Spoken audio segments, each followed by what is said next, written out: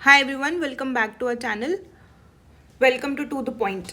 So HCS mains जो mains का marathon है, जो मेंस का जो फाइनल रन है, that has began. I hope आपका जो मेंस का जो पूरा प्रेपरेशन चल रहा है वो अच्छे फेज में चल रहा है.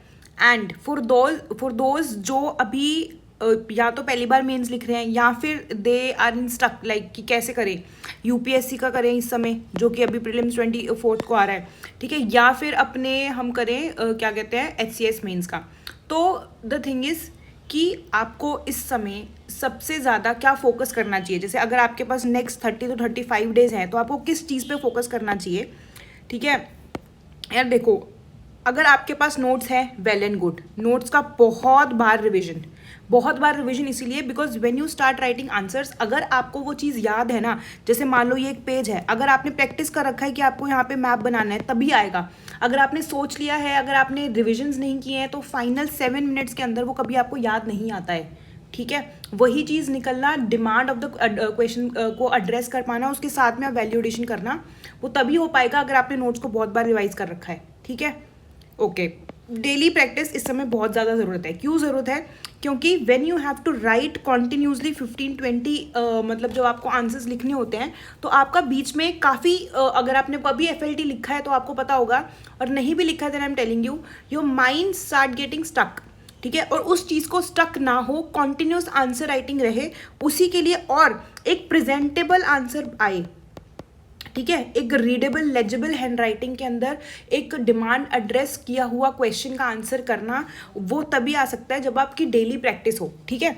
अब डेली प्रैक्टिस के साथ क्या है कि what I am here for, first of all मेरा I am launching my answer writing course your, and course is कि वो स्पेसिफिक होना चाहिए पहले तो एचसीएस मेंस के लिए.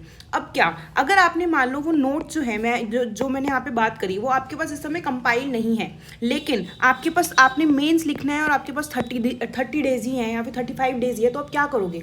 उस समय आता है आपको प्रॉपर आंसर राइटिंग क्वेश्चन. क्यों? क्योंकि आपको प्रिपेयर करना है क्वेश्चन आंसर फॉर्मेट में ही. जब आपके पास किसी एक टॉपिक है, मान लो आपको पता है कि आपके जो हिस्ट्री के पेपर में कुछ स्टैंडर्ड 10 क्वेश्चन हैं, उसी को ही बार बार वो घुमा के क्वेश्चन पूछ रहे हैं, या फिर आपके पास जो एएमसी होती है एंशिएंट मिडाइवल, उसमें से वो वही चोला पल्लवास कांची इन सब के ऊपर क्वेश्चन पूछ रहा है, ठीक है, या फिर जैसे गुप्ता एरा के ऊपर क्वेश्चन पूछ रहा है, मौर्य के ऊपर क्वेश्चन पूछ रहे हैं, तो हमारे पास वो 15 क्वेश्चन होने चाहिए ना. और होने चाहिए तो उसमें क्या कंटेंट लिखना है.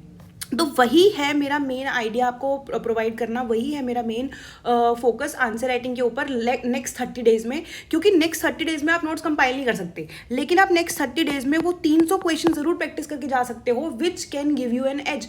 हो सकता है हमारी आइडिया रहेगी वो हर पीवाईक्यू को कवर करना और हर इंपॉर्टेंट क्वेश्चंस जो है उनको कवर कर लेना, सो दैट कि उसी के रेंज में जो फाइनल पेपर रहने वाला है, ठीक है.